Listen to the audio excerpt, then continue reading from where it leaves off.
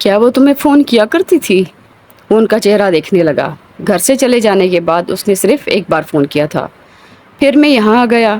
ہو سکتا ہے اس نے دوبارہ فون کیا ہو جس کے بارے میں آپ مجھے نہیں بتا رہے۔ اس نے تمہیں فون نہیں کیا۔ اگر کرتی تو میں تمہاری اور اس کی شادی کے بارے میں بہت سے معاملات کو ختم کر دیتا۔ میں تمہاری طرف سے اسے طلاق دے دیتا۔ یہ آپ سب کیسے کر سکتے ہیں؟ سالار نے بہت پرسکون انداز میں کہا۔ یہاں تمہیں بھجوانے سے پہلے میں نے ایک پیپر تمہارے سگنیچرز لے لیے تھے۔ میں طلاق نامہ تیار کروا چکا ہوں، سکندر نے جتاتے ہوئے کہا۔ Fake documents? سالار نے اسی انداز میں تبصرہ کیا۔ میں تو نہیں جانتا تھا کہ آپ طلاق نامہ تیار کروانے کے لیے مجھ سے سائن کروا رہے ہیں۔ تو پھر اس مصیبت کو میرے سر پر لانا چاہتے ہو؟ سکندر کو ایک دم غصہ آ گیا۔ میں نے یہ نہیں کہا کہ میں اس کے ساتھ رشتہ قائم کرنا چاہتا ہوں۔ میں آپ کو صرف یہ بتا رہا ہوں کہ آپ میری طرف سے یہ رشتہ ختم نہیں کر سکتے۔ یہ میرا معاملہ ہے، میں خود ہی سے ختم کروں گا۔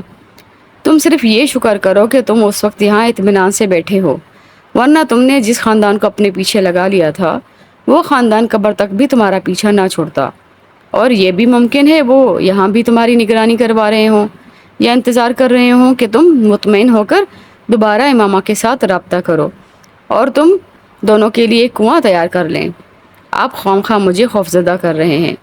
پہلی بات تو یہ ہے کہ میں یہ ماننے پر تیار نہیں ہوں کہ یہاں امریکہ میں کوئی میری نگرانی کر رہا ہوگا، اور وہ بھی اتنا عرصہ گزر جانے کے بعد۔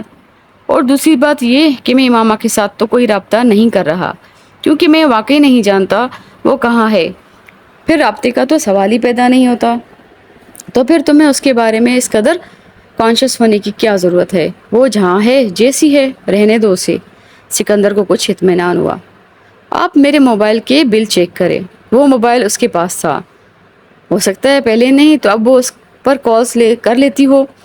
وہ اس سے کالز نہیں کرتی، موبائل مستقل طور پر بند ہے۔ جو چند کالز اس نے کی تھیں وہ سب میڈیکل کالج میں ساتھ پڑھنے والی لڑکیوں کو ہی کی تھی، اور پولیس پہلے ہی انہیں انویسٹیگیٹ کر چکی ہے۔ لاہور میں وہ ایک لڑکی کے گھر گئی تھی، مگر وہ لڑکی پشاور میں تھی اور اس کے واپس آنے سے پہلے ہی وہ اس کے گھر سے چلی گئی۔ کہاں گئی یہ پولیس کو پتہ نہیں چل سکا۔ سالار چپتی ہوئی نظروں سے انہیں دیکھتا رہا، پھر اس نے کہا، آپ کو حسن نے میرے اور اس کے بارے میں بتایا تھا؟ سکندر کچھ بول نہیں سکے۔ موبائل کے امامہ کے پاس ہونے کے بارے میں صرف حسن ہی جانتا تھا، مگر یہ بات ایسی تھی جو سکندر عثمان صرف اس کے کمرے کی تلاشی لے کر نہیں جان سکتے تھے۔ اسے ان سے بات کرتے ہوئے پہلی بار اچانک حسن پر شبہ ہوا تھا، کیونکہ سکندر عثمان کو اتنی چھوٹی موٹی باتوں کا پتہ تھا تو صرف اس سے پتہ تھی جو، یا پھر حسن کو، کوئی تیسرا ان سے واقف نہیں تھا۔ اس نے سکندر عثمان کو کچھ نہیں بتایا تھا، تو یقینی طور پر یہ حسن ہی ہو سکتا تھا جس نے انہیں ساری تفصیلات سے آگاہ کیا تھا۔ اس سے کیا فرق پڑتا ہے کہ مجھے حسن نے بتایا ہے یا کسی اور نے؟ یہ تو ہو نہیں سکتا کہ اس کے بارے میں بات مجھے پتہ نہ چلتا۔ یہ صرف میری حماقت تھی کہ میں ہاشم مبین کے الزامات کو سنجیدگی سے نہیں لیا اور تمہارے جھوٹ پر یقین کر لیا۔ سالار نے کچھ نہیں کہا، وہ صرف ماتھے پر تیوریاں لیے انہیں دیکھتا رہا اور ان کی بات سنتا رہا۔ اب جب میں نے تمہیں سارے معاملے سے بچایا ہے تو تمہیں دوبارہ ایسی کوئی حرکت نہیں کرنی چاہیے جس سے، سکندر عثمان نے قدرے نرم لہجے میں کہنا شروع کیا۔ مگر اس سے پہلے کہ ان کی بات مکمل ہوتی، سالار ایک جھٹکے سے اٹھ کر کمرے سے باہر نکل گیا۔ سکندر عثمان کے ساتھ ہونے والی گفتگو کے بعد وہ ساری رات اس تمام معاملے کے بارے میں سوچتا رہا۔ پہلی بار اسے ہلکا سا افسوس اور پچھتاوا ہوا تھا۔ اسے امامہ ہاشم کو اس کے کہنے پر فوراً طلاق دے دینی چاہیے تھی، یا پھر شاید وہ جلال کے پاس چلی جاتی اور وہ دونوں شادی کر لیتے۔ امامہ کے لیے بے حد ناپسندیدگی رکھنے کے باوجود اس نے پہلی بار اپنی غلطی تسلیم کی۔ اس نے دوبارہ مجھ سے رابطہ نہیں کیا، وہ طلاق لینے کے لیے کورٹ نہیں گئی۔ اس کے خاندان والے بھی ابھی تک اسے نہیں ڈھونڈ سکے۔ وہ جلال انصر کے پاس بھی نہیں گئی۔ تو پھر آخر وہ گئی کہاں؟ کیا اس کے ساتھ کوئی حادثہ؟ وہ پہلی بار بہت سنجیدگی سے، کسی ناراضی یا غصے کے بغیر اس کے بارے میں سوچ رہا تھا۔ یہ تو ممکن ہی نہیں ہے کہ وہ مجھ سے اتنی شدید نفرت اور ناپسندیدگی رکھنے کے بعد میری بیوی کے طور پر کہیں خاموشی کی زندگی گزار رہی ہو۔ پھر آخر کیا وجہ ہے کہ امامہ کسی کے ساتھ بھی دوبارہ رابطہ نہیں کر رہی؟ اب تک جب 1 سال سے زیادہ گزر گیا ہے، کیا وہ واقعی حادثے کا شکار ہو گئی ہے یا حادثہ پیش آ سکتا ہے اسے؟ اس کے بارے میں سوچتے سوچتے اس کی ذہنی روح ایک بار پھر بہکنے لگی۔ اگر کوئی حادثہ پیش آ گیا ہے تو میں کیا کروں؟ وہ اپنے رزق پر گھر سے نکلی تھی، اور حادثہ تو کسی کو کسی بھی وقت پیش آ سکتا ہے، پھر مجھے اس کے بارے میں اتنا فکر مند ہونے کی کیا ضرورت ہے؟ پاپا ٹھیک کہتے ہیں، جب میرا اس کے ساتھ کوئی تعلق ہی نہیں ہے تو پھر مجھے اس کے بارے میں اتنا تجسس بھی نہیں رکھنا چاہیے، خاص طور پر ایک ایسی لڑکی کے بارے میں جو اس حد تک احسان فراموش ہو، جو اپنے آپ کو دوسروں سے بہتر سمجھتی ہو، اور جو مجھے اتنا گھٹیا سمجھتی ہو۔ اس کے ساتھ جو بھی ہوا وہ ہوگا، ٹھیک ہوگا۔ وہ اسی قابل تھی۔ اس نے اس کے بارے میں ہر خیال کو ذہن سے جھٹکنے کی کوشش کی۔ کچھ دیر کی تعصف آمیز سنجیدگی اور وہ اب محسوس نہیں کر رہا تھا، نہ ہی اسے کسی قسم کے پچھتاوے کا احساس تھا۔ وہ ویسے بھی چھوٹی موٹی باتوں پر پچھتانے کا عادی نہیں تھا۔ اس نے سکون کے عالم میں آنکھیں بند کر لی۔ اس کے ذہن میں اب دور دور تک کہیں امام ہاشم کا تصور موجود نہیں تھا۔ کبھی وینڈیم گئے ہو؟ اس بار یونیورسٹی سے نکلتے ہوئے مائک نے سالار سے پوچھا۔ ایک دفعہ۔ کیسی جگہ ہے؟ سالار نے سوال کیا۔ بری نہیں ہے، سالار نے تبصرہ کیا۔ وہ اس ویکینڈ پر وہاں چلتے ہیں۔ کیوں؟ میری ایک گرل فرینڈ کو بہت دلچسپی ہے اس جگہ میں، وہ اکثر جاتی ہے، مائک نے کہا۔ تو تمہیں تو پھر اس کے ساتھ ہی جانا چاہیے، سالار نے کہا۔ نہیں، سب لوگ چلتے ہیں، زیادہ مزہ آئے گا، مائک نے کہا۔ سب لوگوں سے تمہاری کیا مراد ہے؟ اس بار دانش نے گفتگو میں حصہ لیا۔ جتنے دوست بھی ہیں سب، میں، سالار، تم، سیٹھی اور سعد کو رہنے دو، وہ نائٹ کلب کے نام پر کانوں کو ہاتھ لگانے لگے گا یا پھر ایک لمبا چوڑا آواز دے گا، سالار نے مداخلت کی۔ تو پھر ٹھیک ہے، ہم لوگ چلتے ہیں، دانش نے کہا۔ سینڈرا کو بھی انوائٹ کر لیتے ہیں، سالار نے اپنی گرل فرینڈ کا نام لیا۔ اس ویکینڈ پر سب وہاں گئے اور 3-4 گھنٹوں تک انہوں نے وہاں خوب انجوائے کیا۔ اگلے روز سالار صبح دیر سے اٹھا۔ وہ بھی لنچ کی تیاری کر رہا تھا جب سعد نے اسے فون کیا۔ ابھی اٹھے ہو؟ سعد نے اس کی آواز سنتے ہی کہا۔ ہاں، 10 منٹ پہلے۔ رات کو دیر تک باہر رہے ہوگے اس لیے؟ سعد نے اندازہ لگایا۔ ہاں، ہم لوگ باہر گئے ہوئے تھے، سالار نے دانستہ طور پر نائٹ کلب کا نام نہیں لیا۔ ہم لوگ کون؟ تم اور سینڈرا؟ نہیں، پورا گروپ ہی، سالار نے کہا۔ پورا گروپ؟ مجھے لے کر نہیں گئے؟ میں مر گیا تھا، سعد نے چڑھ کر کہا۔ تمہارا خیال ہی نہیں آیا ہمیں، سالار نے اطمینان سے کہا۔ بہت گھٹیا آدمی ہو تم، سالار، بہت ہی گھٹیا۔ یہ دانش بھی گیا تھا؟ ہاں سب، مائی ڈیئر، ہم سب، سالار نے اسی اطمینان سے کہا۔ مجھے کیوں نہیں لے کر گئے تم لوگ؟ سالار کی خفگی میں کچھ اور اضافہ ہو گیا۔ تم ابھی بچے ہو، ہر جگہ بچوں کو لے کر نہیں جا سکتے، سالار نے شرارت سے کہا۔ میں ابھی آ کر تمہاری ٹانگیں توڑتا ہوں، پھر تمہیں اندازہ ہوگا کہ یہ بچہ بڑا ہو گیا ہے۔ مذاق نہیں کر رہا یار، ہم نے تو تمہیں ساتھ جانے کے لیے اس لیے نہیں کہا کیونکہ تم جاتے ہی نہیں۔ اس بار سالار باقی سنجیدہ ہوا تھا۔ کیوں، تم مجھے دوزخ میں لے کر جا رہے تھے کہ میں وہاں نہ جاتا؟ سعد کے غصے میں کوئی کمی نہیں آئی۔ کم از کم تم اسے دوزخ ہی کہتے۔ ہم لوگ نائٹ کلب گئے تھے اور تم وہاں نہیں جانا تھا۔ مجھے وہاں کیوں نہیں جانا تھا؟ سعد کے جواب نے سالار کو کچھ حیران کیا۔ تم ساتھ چلتے؟ آف کورس، مگر تمہیں وہاں جا کر کیا کرنا تھا؟ نہ تم ڈرنک کرتے ہو نہ ڈانس کرتے ہو، پھر وہاں جا کر تم کیا کرتے؟ ہمیں نصیحتیں ہی کرتے۔ ایسی بات نہیں ہے۔ ٹھیک ہے، ڈرنک اور ڈانس نہیں کرتا مگر آؤٹنگ تو ہو جاتی ہے۔ میں انجوائے کرتا، سعد نے کہا۔ مگر ایسی جگہوں پر جانا اسلام میں جائز نہیں ہے، سالار نے چپتے ہوئے لہجے میں کہا۔ سعد چند لمحے کچھ کہہ نہیں سکا۔ میں وہاں کوئی غلط کام کرنے تو نہیں جا رہا تھا، تم سے کہہ رہا ہوں صرف آؤٹنگ کی غرض سے جاتا۔ چند لمحوں بعد اس نے قدرے سنبھلتے ہوئے کہا۔ اوکے، اگلی بار ہمارا پروگرام بنے گا تو تمہیں بھی ساتھ لے لیں گے، بلکہ مجھے پہلے پتا ہوتا تو کل رات بھی تمہیں ساتھ لے لیتا۔ ہم سب نے بہت انجوائے کیا، سالار نے کہا۔ چلو اب میں کر بھی کیا سکتا ہوں، خیر آج کیا کر رہے ہو؟ سعد اب اس سے معمول کی باتیں کرنے لگا۔ 10-15 منٹ تک ان دونوں کے درمیان گفتگو ہوتی رہی، پھر سالار نے فون بند کر دیا۔ تم اس ویکینڈ پر کیا کر رہے ہو؟ اس دن سعد نے سالار سے پوچھا۔ وہ یونیورسٹی کے کیفیٹیریا میں موجود تھے۔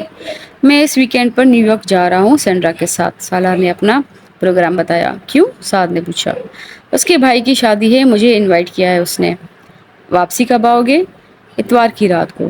تم ایسا کرو کہ اپنے اپارٹمنٹ کی چابی مجھے دے جاؤ، میں 2 دن تمہارے اپارٹمنٹ پر گزاروں گا۔ کچھ اسائنمنٹس ہیں جو مجھے تیار کرنے ہیں اور اس ویکینڈ پر وہ چاروں ہی گھر ہوں گے، وہاں بڑا رش ہوگا، میں تمہارے اپارٹمنٹ میں اطمینان سے پڑھ لوں گا، سعد نے کہا۔ اوکے، تم میرے اپارٹمنٹ میں رہ لینا، سالار نے کندھے اچکاتے ہوئے کہا۔ اسے سینڈرا کے ساتھ جمعے کی رات کو نکلنا تھا۔ سالار کا بیگ اس کی گاڑی کی ڈگی میں تھا۔ یہ ایک اتفاق ہی تھا کہ سینڈرا کو عین آخری وقت میں چند کام نپٹانے پڑ گئے اور وہ جو سر شام نکلنے کا ارادہ کیے بیٹھے تھے ان کا پروگرام ہفتے کی صبح تک ملتوی ہو گیا۔ سینڈرا اپنے پینگ گیسٹ کے طور پر کہیں رہتی تھی اور وہ اس کے ساتھ رات نہیں گزار سکتا تھا۔ اسے اپنے اپارٹمنٹ واپس آنا پڑا۔ رات کو تقریباً 11 بجے سینڈرا کو اس کی رہائش گاہ پر ڈراپ کرنے کے بعد اپارٹمنٹ چلا آیا۔ اس نے سعد کو ایک چابی دی تھی، دوسری چابی اس کے پاس ہی تھی۔ وہ جانتا تھا کہ سعد اس وقت بیٹھا پڑھ رہا ہوگا، مگر اس نے اسے ڈسٹرب کرنا ضروری نہیں سمجھا۔ وہ اپارٹمنٹ کا بیرونی دروازہ کھول کر اندر داخل ہو گیا۔ لیونگ روم کی لائٹ آن تھی۔ اندر داخل ہوتے ہی اسے کچھ عجیب سا احساس ہوا تھا۔ وہ اپنے بیڈ روم میں جانا چاہتا تھا مگر بیڈ روم کے دروازے پر ہی رک گیا۔ بیڈ روم کا دروازہ بند تھا مگر اس کے باوجود اندر سے ابھرنے والے کہکہوں اور باتوں کی آوازیں سن سکتا تھا۔ سعد کے ساتھ اندر کوئی عورت تھی۔ وہ جامد ہو گیا۔ اس کے گروپ میں صرف سعد تھا جس کے بارے میں اس کا خیال تھا کہ کسی لڑکی کے ساتھ اس کے تعلقات نہیں تھے۔ وہ جتنا مذہبی آدمی تھا اس سے یہ توقع کی ہی نہیں جا سکتی تھی۔ وہ اندر داخل نہیں ہوا، قدرے بے یقینی سے واپس مڑ گیا اور تب اس کی نظر لیونگ روم کے ٹیبل پر رکھی بوتل اور گلاس پر پڑی۔ وہاں سے کچن کاؤنٹر جہاں کھانے کے برتن ابھی تک پڑے تھے۔ وہ مزید وہاں رکے بغیر اسی طرح خاموشی سے وہاں سے نکل آیا۔ اس کے لیے یہ بات ناقابل یقین تھی کہ سعد وہاں کسی لڑکی کے ساتھ رہنے کے لیے آیا تھا۔ بالکل ناقابل یقین۔ جو شخص حرام گوشت نہ کھاتا ہو، شراب نہ پیتا ہو، 5 وقت کی نماز پڑھتا ہو، وہ ہر وقت اسلام کی بات کرتا رہتا ہو، دوسروں کو اسلام کی تبلیغ کرتا ہو، اور وہ کسی لڑکی کے ساتھ اپارٹمنٹ کے دروازے کو باہر سے بند کیے ہوئے اسی طرح شوق کے عالم میں تھا۔ بوتل اور گلاس ظاہر کر رہے تھے کہ اس نے پی بھی ہوئی ہے اور شاید کھانا وغیرہ کھایا ہوگا۔ اسی فریزر اور کچن میں جہاں کا وہ پانی تک پینے کے لیے تیار نہیں ہوتا تھا۔ اسے ہنسی آ رہی تھی۔ جو اپنے آپ کو جتنا اچھا اور سچا مسلمان ظاہر کرنے یا بننے کی کوشش کرتا دکھائی دیتا ہے وہ اتنا بڑا فراڈ ہوتا ہے۔ یہ شخص تھا جو یوں ظاہر کرتا تھا جسے پورے امریکہ میں ایک ہی مسلمان ہے اور ایک لڑکی ماما تھی جو ٹینٹ جتنی بڑی چادر اوڑھتی تھی، اور کردار اس کا یہ تھا کہ ایک لڑکے کے لیے گھر سے بھاگ گئی اور بنتے پھرتے ہیں سچے مسلمان۔ نیچے اپنی گاڑی میں آ کر بیٹھتے ہوئے اس نے کچھ تنفر سے سوچا، منافقت اور جھوٹ کی حد ان پر ختم ہو جاتی ہے۔ وہ گاڑی پارکنگ سے نکالتے ہوئے بڑبڑا رہا تھا۔ اس وقت وہ سینڈرا کے پاس نہیں جا سکتا تھا۔ اس نے دانش کے پاس واپس جانے کا فیصلہ کیا۔ وہ اسے دیکھ کر حیران ہوا۔ سالار نے بہانہ بنا دیا کہ وہ بور ہو رہا تھا، اس لیے اس نے دانش کے پاس آنے اور رات وہاں گزارنے کا فیصلہ کیا۔ دانش مطمئن ہو گیا۔ اتوار کی رات کو جب وہ واپس نیو ہیون اپنے اپارٹمنٹ آیا تو سعد وہاں نہیں تھا۔ اس کے فلیٹ میں کہیں بھی ایسے آثار نہیں تھے جس سے یہ پتہ چلتا ہو کہ وہاں کوئی عورت آئی تھی۔ وائن کی وہ بوتل بھی اسے کہیں نہیں ملی۔ وہ زیر لب مسکراتا ہوا پورے اپارٹمنٹ کا تفصیلی جائزہ لیتا رہا۔ وہاں موجود ہر چیز ویسے ہی تھی جیسے وہ چھوڑ کر گیا تھا۔ سالار نے اپنا سامان رکھنے کے بعد سعد کو فون کیا۔ کچھ دیر رسمی باتیں کرتے رہنے کے بعد وہ موضوع پر آ گیا۔ پھر اچھی رہی تمہاری اسٹڈیز؟ اسائنمنٹ بن گئے؟ ہاں یار، میں تو 2 دن اچھا خاصا پڑھتا رہا۔ اسائنمنٹس تقریباً مکمل کر لی ہیں۔ تم بتاؤ تمہارا ٹرپ کیسا رہا؟ سعد نے جواباً پوچھا۔ بہت اچھا۔ کتنی دیر میں پہنچ گئے تھے وہاں؟ رات کو سفر کرتے ہوئے کوئی پرابلم تو نہیں ہوئی؟ سعد نے سرسری سے لہجے میں پوچھا۔ نہیں، رات کو سفر نہیں کیا۔ کیا مطلب؟ مطلب یہ کہ فرائیڈے کی رات کو نہیں، سیٹرڈے کی صبح گئے تھے ہم لوگ وہاں، سالار نے بتایا۔ تو پھر سینٹرا کی طرف رہے تھے؟ نہیں، دانش کے پاس۔ کیوں، یہاں آ جاتے اپنے اپارٹمنٹ پر؟ آیا تھا، سالار نے بڑے اطمینان سے کہا۔ دوسری طرف خاموشی چھا گئی۔ سالار دل ہی دل میں ہنسا۔ سعد کے پیروں سے یقیناً اس وقت زمین نکل گئی ہوگی۔ آئے تھے؟ کب؟ اس بار وہ بے اختیار ہکلایا۔ 11 بجے کے قریب۔ تم اس وقت کسی لڑکی کے ساتھ مصروف تھے۔ میں نے تم لوگوں کو ڈسٹرب کرنا ضروری نہیں سمجھا، اس لیے وہاں سے واپس آ گیا۔ وہ اندازہ کر سکتا تھا کہ سعد پر اس وقت سکتہ طاری ہو چکا ہوگا۔ اس کے وہم و گمان میں بھی نہیں آ سکتا تھا کہ سالار اس طرح اس کا بھانڈا پھوڑ دے گا۔ ویسے تم نے کبھی اپنی گرل فرینڈ سے ملوایا نہیں؟ اس نے مزید کہا۔ سعد کو سانس لینے میں جتنی دقت ہو رہی ہوگی وہ اندازہ کر سکتا تھا۔ بس ویسے ہی ملوا دوں گا، اس نے دوسری طرف سے بے حد مدھم اور معذرت خانہ انداز میں کہا۔ مگر تم کسی اور سے اس کا ذکر مت کرنا، اس نے ایک ہی سانس میں کہا۔ میں کیوں ذکر کروں گا؟ تمہیں گھبرانے کی ضرورت نہیں ہے۔ سالار اس کی کیفیت سمجھ سکتا تھا۔ اسے اس وقت سعد پر کچھ ترس آ رہا تھا۔ اس رات سعد نے چند منٹوں بعد ہی فون رکھ دیا۔ سالار کو اس کی شرمندگی کا اچھی طرح اندازہ تھا۔ اس واقعے کے بعد سالار کا خیال تھا کہ سعد دوبارہ کبھی اس کے سامنے اپنی مذہبی عقیدت اور وابستگی کا ذکر نہیں کرے گا، مگر اسے یہ دیکھ کر حیرت ہوئی تھی کہ سعد میں کوئی تبدیلی نہیں آئی تھی۔ وہ اب بھی اسی شد و مت سے مذہب پر بات کرتا، دوسروں کو ٹوک دیتا، نصیحتیں کرتا، نماز پڑھنے کی ہدایت دیتا، خیرات دینے کے لیے کہتا، اللہ سے محبت کے بارے میں گھنٹوں بولنے کے لیے تیار رہتا، اور مذہب کے بارے میں بات کر رہا ہوتا تو کسی آیت یا حدیث کا حوالہ دیتے ہوئے آنکھوں میں آنسو بھی آ جاتے۔ اس کے گروپ کے لوگ، اس کے ساتھ اور بہت سے لوگ سعد سے بہت متاثر تھے، اس کے کردار سے بھی بہت مرعوب، اور اللہ سے اس کی محبت پر رشک کا شکار۔ ایک مثالی مسلم، جوانی کی مصروف زندگی میں بھی اس میں کوئی شک نہیں تھا کہ سعد بات کرنا جانتا تھا۔ اس کا انداز بیاں بے حد متاثر کن تھا، اور اس کے شناسہ لوگوں میں صرف سالار تھا جس پر اس کی نصیحت کوئی اثر نہیں کرتی تھی، جو اس سے ذرا برابر متاثر نہیں ہوتا تھا، اور نہ ہی کسی رشک کا شکار، جسے سعد کی داڑھی اس کے دین کے لیے استقامت کا یقین دلانے میں کامیاب ہوئی تھی، نہ ہی دوسروں کے لیے اس کا ادب و احترام، اس کا نرم اندازی گفتگو۔ امامہ سے مذہبی لوگوں کے لیے اس کی ناپسندگی کا آغاز ہوا تھا۔ جلال سے اسے آگے بڑھایا تھا اور سعد نے اسے انتہا پر پہنچا دیا تھا۔ اس کا خیال تھا کہ مذہبی لوگوں سے بڑھ کر منافق کوئی دوسرا نہیں ہوتا۔ داڑھی رکھنے والا مرد اور پردہ کرنے والی عورت کسی بھی قسم کی بلکہ ہر قسم کی برائی کا شکار ہوتے ہیں، اور ان لوگوں سے زیادہ جو خود کو مذہبی نہیں کہتے۔ اتفاق سے ملنے والے تینوں لوگوں نے اسے یقین کو مستحکم کیا۔ امامہ ہاشم پر پردہ کرنے والی لڑکی اور لڑکے کے لیے اپنی منگیتر، اپنے خاندان، اپنے گھر کو چھوڑ کر رات میں فرار ہو جانے والی لڑکی۔ جلال انصر، داڑھی والا مرد، حضور صلی اللہ علیہ وآلہ وسلم کی محبت میں سرشار ہو کر نعتیں پڑھنے والا اور ایک لڑکی سے افیئر چلانے والا، اور پھر اسے بیچ راستے میں چھوڑ کر ایک طرف ہو جانے والا۔ پھر دین الگ دنیا الگ کی بات کرنے والا۔ سعد ظفر کے بارے میں اس کی رائے ایک اور واقعے سے اور خراب ہوئی۔ وہ ایک دن اس کے اپارٹمنٹ پر آیا تھا۔ سالار اس وقت کمپیوٹر آن کی اپنا کام کرتے ہوئے اس سے باتیں کرنے لگا۔ پھر اسے کچھ چیزیں لانے کے لیے اپارٹمنٹ سے قریبی مارکیٹ جانا پڑا، اور اسے پیدل وہاں آنے جانے اور شاپنگ کرنے میں 30 منٹ لگ گئے تھے۔ سعد اس کے ساتھ نہیں آیا تھا۔ جب سالار واپس آیا تو سعد کمپیوٹر پر چیٹنگ میں مصروف تھا۔ وہ کچھ دیر مزید اس کے پاس بیٹھا گپ شپ کرتا رہا، پھر چلا گیا۔ اس کے جانے کے بعد سالار نے لنچ کیا اور ایک بار پھر کمپیوٹر پر آ کر بیٹھ گیا۔ وہ بھی کچھ دیر چیٹنگ کرنا چاہتا تھا، اور یہ ایک اتفاق ہی تھا کہ اس نے لاشعوری طور پر کمپیوٹر چلاتے ہوئے اس کی ہسٹری دیکھی۔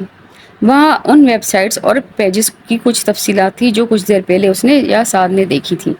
سعد نے جن چند ویب سائٹس کو دیکھا تھا وہ پورنوگرافی سے متعلق تھی۔ اسے اپنے یا کسی دوسرے دوست کے ان پیجز دیکھنے یا ان ویب سائٹس کو وزٹ کرنے پر حیرت نہ ہوتی نہ اعتراض۔ وہ خود ایسی ویب سائٹس کا وزٹ کرتا رہتا تھا، مگر سعد کے ان ویب سائٹس کو وزٹ کرنے پر اسے حیرت ہوئی تھی۔ اس کی نظروں میں وہ کچھ اور نیچے آ گیا تھا۔ پھر تمہاری کیا پلاننگ ہے؟ پاکستان آنے کا ارادہ ہے؟ وہ اس دن فون پر سکندر سے بات کر رہا تھا۔ سکندر نے اسے بتایا تھا کہ وہ طیبہ کے ساتھ کچھ ہفتوں کے لیے آسٹریلیا جا رہے ہیں۔ انہیں وہاں اپنے رشتہ داروں کے ہاں ہونے والی شادی کی کچھ تقریبات میں شرکت کرنی تھی۔ ان دونوں وہاں نہیں ہوں گے تو آپ دونوں وہاں نہیں ہوں گے تو میں پاکستان آ کر کیا کروں گا؟ اسے مایوسی ہوئی۔ یہ کیا بات ہوئی؟ تم بہن بھائیوں سے ملنا، انیتا تمہیں بہت مس کر رہی ہے، سکندر نے کہا۔ پاپا میں ادھر ہی چھٹیاں گزاروں گا، پاکستان آنے کا کوئی فائدہ نہیں۔ تم ایسا کیوں نہیں کرتے کہ ہمارے ساتھ آسٹریلیا چلو؟ معز بھی جا رہا ہے، انہوں نے اس کے بڑے بھائی کا نام لیتے ہوئے کہا۔ میرا دماغ خراب نہیں ہے کہ میں اس طرح منہ اٹھا کر آپ کے ساتھ آسٹریلیا چلوں۔ معز کے ساتھ میری کون سی انڈرسٹینڈنگ ہے جو آپ مجھے اس کے ساتھ جانے کا بتا رہے ہیں؟ اس نے خاصی بیزاری سے کہا۔ میں تمہیں مجبور نہیں کروں گا، اگر تم وہیں رہنا چاہتے ہو تو ایسا ہی صحیح، بس اپنا خیال رکھنا، اور دیکھو سالار کوئی غلط کام مت کرنا۔ انہوں نے اسے تنبیہ کی۔ وہ اس غلط کام کی نوعیت کے بارے میں اچھی طرح جانتا تھا، اور وہ یہ جملہ سننے کا عادی ہو چکا تھا کہ اب اگر سکندر بھائی ہر بار فون بند کرنے سے پہلے اس سے یہ جملہ نہ کہتے تو اسے حیرت ہوتی۔ سکندر سے بات کرنے کے بعد اس نے فون کر کے اپنی سیٹ کینسل کروا دی. فون کا ریسیور رکھنے کے بعد صوفے پر چت لیٹا چھت کو گھورتے ہوئے وہ یونیورسٹی بند ہونے کے بعد کے کچھ ہفتوں کی مصروفیات کے بارے میں سوچتا رہا. چند دن بعد اسکیننگ کے لیے کہیں جانا چاہیے یا پھر کسی دوسری اسٹیٹ کو وزٹ کرنا چاہیے. وہ منصوبہ بنانے لگا. ٹھیک ہے، میں کل یونیورسٹی سے آ کے کسی آپریٹر سے ملوں گا، باقی کا پروگرام وہیں طے کروں گا، اس نے فیصلہ کیا. اگلے دن اس نے اپنے ایک دوست کے ساتھ مل کر اسکیٹنگ کے لیے جانے کا پروگرام طے کر لیا. اس نے سکندر اور اپنے بڑے بھائی کو اس پروگرام کے بارے میں بتا دیا. چھٹیاں شروع ہونے سے ایک دن پہلے اس نے ایک انڈین ریسٹورنٹ میں کھانا کھایا. وہ وہاں کھانا کھانے کے بعد بھی کافی دیر وہاں بیٹھا رہا. پھر ایک قریبی پب میں چلا گیا. کچھ دیر وہاں بیٹھنے کے دوران اس نے وہاں کچھ پیگ پیے. رات 10 بجے کے قریب ڈرائیونگ کرتے ہوئے اسے اچانک متلی ہونے لگی. گاڑی روک کر وہ کچھ دیر کے لیے سڑک کے گرد پھیلے ہوئے سبزے پر چلنے لگا. سرد ہوا اور خنکی نے کچھ دیر کے لیے اسے نارمل کر دیا، مگر چند منٹوں کے بعد ایک بار پھر اسے متلی ہونے لگی. اسے اب اپنے سینے اور پیٹ میں ہلکا ہلکا درد بھی محسوس ہو رہا تھا. یہ کھانے کا اثر تھا یا پیگ کا؟ فوری طور پر اسے کچھ اندازہ نہیں ہوا. اب اس کا سر بری طرح چکرا رہا تھا. ایک دم جھکتے ہوئے اس نے بے اختیار کی اور پھر چند منٹ اسی طرح جھکا رہا. معدہ خالی ہو جانے کے بعد بھی اس کو اپنی حالت کافی بہتر محسوس نہیں ہوئی. سیدھا کھڑے رہنے کی کوشش میں اس کے پیر لڑکھڑا گئے. اس نے مڑ کر اپنی گاڑی کی طرف جانے کی کوشش کی، مگر اس کا سر اب پہلے سے زیادہ چکرا رہا تھا. چند گز دور کھڑی گاڑی کو دیکھنے میں بھی اسے دقت ہو رہی تھی. اس نے بمشکل چند قدم اٹھائے، مگر گاڑی کے قریب پہنچنے سے پہلے ہی وہ چکرا کر زمین پر گر پڑا. اس نے اٹھنے کی کوشش کی، مگر اس کا ذہن تاریکی میں ڈوبتا جا رہا تھا. مکمل طور پر ہوش کھونے سے پہلے اس نے کسی کو اپنے آپ کو جھنجھوڑتے محسوس کیا. کوئی بلند آواز میں اس کے قریب کچھ کہہ رہا تھا. آوازیں ایک سے زیادہ تھیں. سالار نے اپنے سر کو جھٹکنے کی کوشش کی.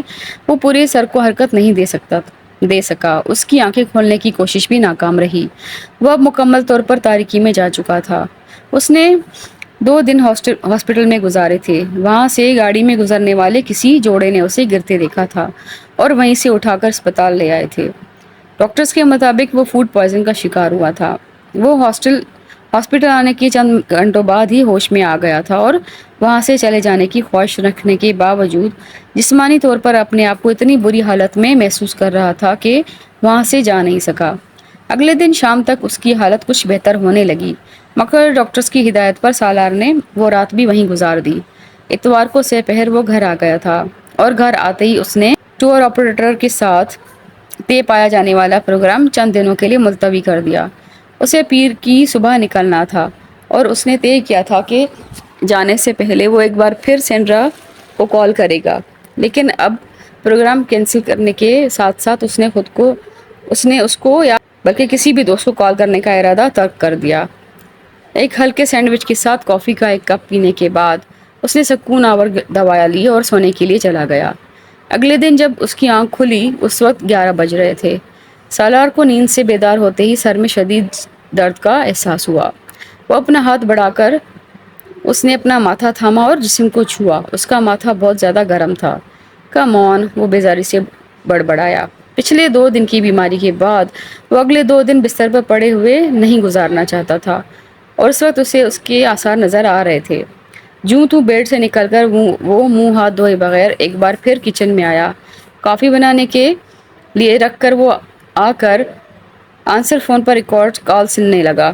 چند کال ساتھ کی تھی جس نے واپس پاکستان جانے سے پہلے اس سے ملنے کے لیے بار بار اسے رنگ کیا تھا اور پھر آخری کال میں اس کے اس طرح غائب ہو جانے پر اسے اچھی خاصی سلواتیں سنائی تھی.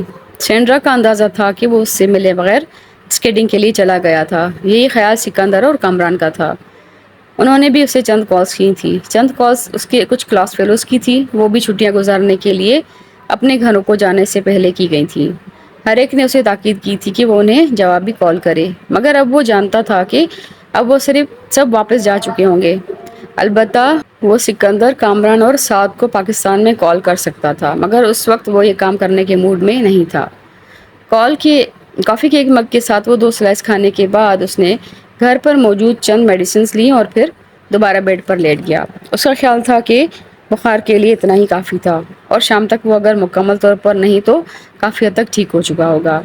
اس کا اندازہ بالکل غلط ثابت ہوا۔ شام کے وقت میڈیسن کے زیر اثر آنے والی نیند سے بیدار ہوا تو اس کا جسم بری طرح بخار میں پھونک رہا تھا۔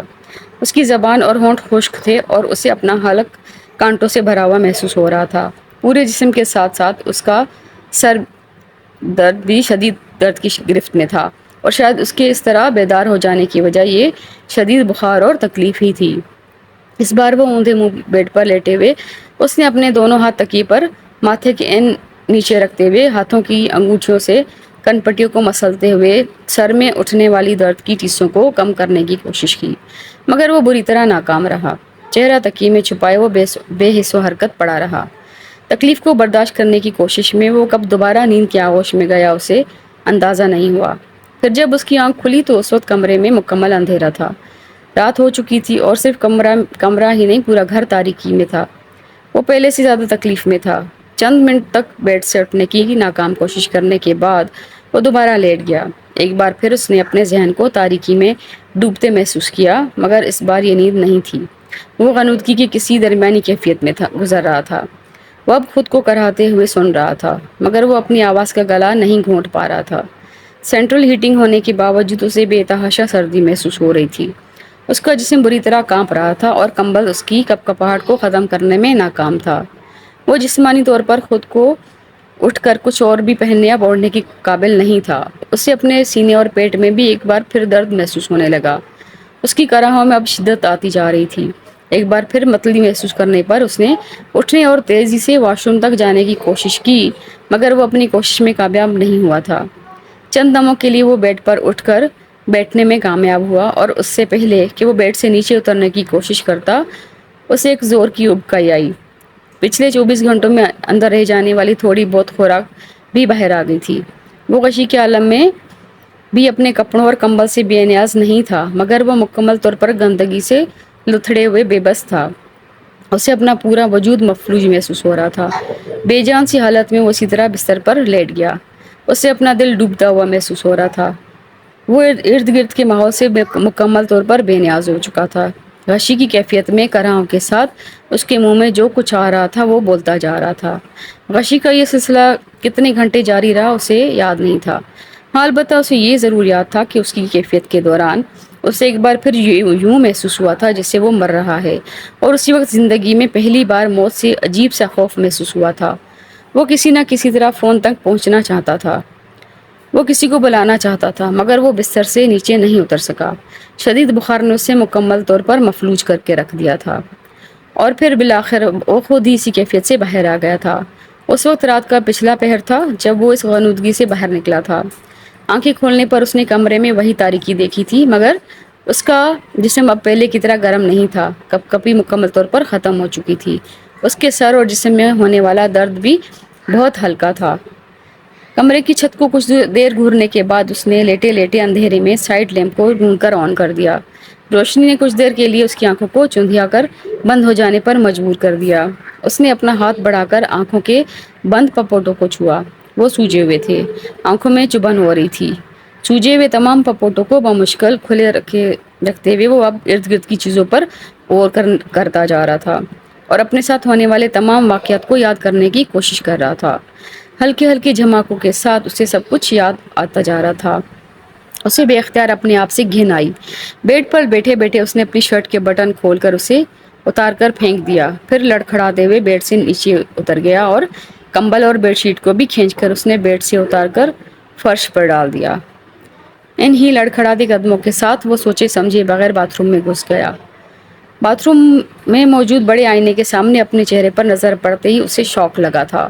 اس کی آنکھیں اندر دھسی ہوئی تھیں اور ان کے گرد پڑنے والے حلقے بہت نمایاں تھے، اور چہرہ بالکل زرد تھا۔ اس کے ہونٹوں پر پپڑیاں جمی ہوئی تھیں۔ اسے اس وقت کچھ دیکھنے والا یہی سوچتا کہ وہ کسی لمبی بیماری سے اٹھا ہے۔ 24 گھنٹوں میں اتنی شے بڑھ گئی ہے، اس نے حیرانی کے عالم میں اپنے گالوں کو چھوتے ہوئے کہا۔ اتنی بری شکل تو میری فوڈ پوائزننگ کے بعد ہاسٹل میں رہ کر بھی نہیں ہوئی تھی جتنی ایک دن کی اس بخار نے کر دی ہے۔ وہ بے یقینی کے عالم میں اپنے حلقوں کو دیکھتے ہوئے بڑبڑایا۔ ٹب میں پانی بھر کر وہ اس میں لیٹ گیا۔ اسے حیرانی ہو رہی تھی کہ بخار کی حالت میں بھی اس نے فوری طور پر اسی وقت اپنے کپڑے کیوں نہیں بدل لیے؟ وہ کیوں وہیں پڑا رہا؟ باتھ روم سے نکلنے کے بعد بیڈ روم میں رہنے کی بجائے وہ کچن میں چلا گیا۔ اسے بے تحاشا بھوک لگ رہی تھی۔ اس نے نوڈلز بنائے اور انہیں کھانے لگا۔ مجھے صبح ڈاکٹر کے پاس جا کر اپنا تفصیلی چیک اپ کروانا چاہیے، اس نے نوڈلز کھاتے ہوئے سوچا۔ تھکن ایک بار پھر اس کے اعصاب پر سوار ہو رہی تھی۔ نہانے کے بعد اسے اگرچہ اپنا وجود بہت ہلکا پھلکا محسوس ہو رہا تھا، مگر اس کی نکہت ختم نہیں ہوئی تھی۔ نوڈلز کھانے کے دوران اس نے ٹی وی آن کر دیا اور چینل سرچ کرنے لگا۔ ایک چینل پر آنے والا ٹاک شو دیکھتے ہوئے اس نے ریموٹ رکھ دیا اور پھر نوڈلز کے پیالے پر جھک گیا۔ اس نے ابھی نوڈلز کا دوسرا چمچ منہ میں رکھا ہی تھا کہ وہ بے اختیار رک گیا۔ الجھی ہوئی نظروں سے ٹاک شو کو دیکھتے ہوئے اس نے ریموٹ کو ایک بار پھر اٹھا لیا۔ ہاتھ آگے بڑھاتے ہوئے وہ ایک بار پھر چینل سرچ کرنے لگا، مگر اس بار وہ ہر چینل کو پہلے سے زیادہ ٹھہر ٹھہر کر دیکھ رہا تھا۔ اس کے چہرے کی الجھن بڑھتی جا رہی تھی۔ یہ کیا ہے؟ وہ بڑبڑایا۔ اسے اچھی طرح یاد تھا وہ جمعے کی رات کو سڑک پر بے ہوش ہونے کے بعد ہاسپٹل گیا تھا۔ ہفتے کا سارا دن اس نے وہیں گزارا تھا اور اتوار کے سپہر کو وہ واپس آیا تھا۔ اتوار کی سپہر کو سونے کے بعد وہ اگلے دن 11 بجے کے قریب اٹھا تھا۔ پھر اسی رات اسے بخار ہو گیا تھا۔ شاید اس نے منگل کا سارا دن بخار کی حالت میں گزارا تھا اور اب یقیناً منگل کی رات تھی، مگر ٹی وی چینلز اسے کچھ اور بتا رہے تھے۔